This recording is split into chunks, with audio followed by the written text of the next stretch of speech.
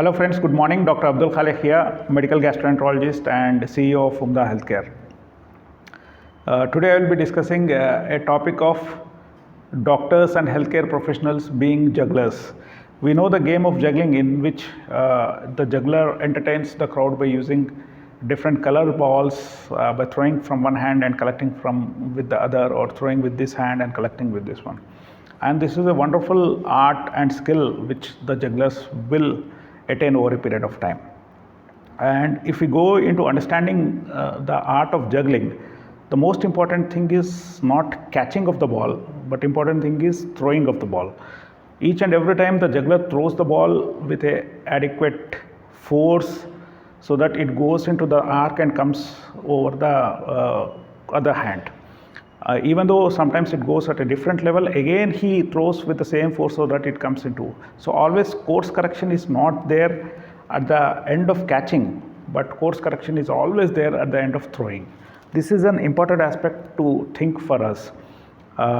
It can be applied in two ways for healthcare professionals and doctors. One thing is, when the start is right, the chances are that the end will be right in most of the cases.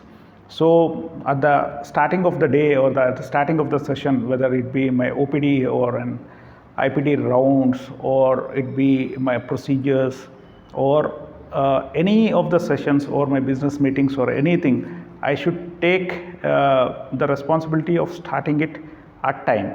If I take the responsibility of starting it at time, then the chances of going through it will be, and sailing through it will be smooth.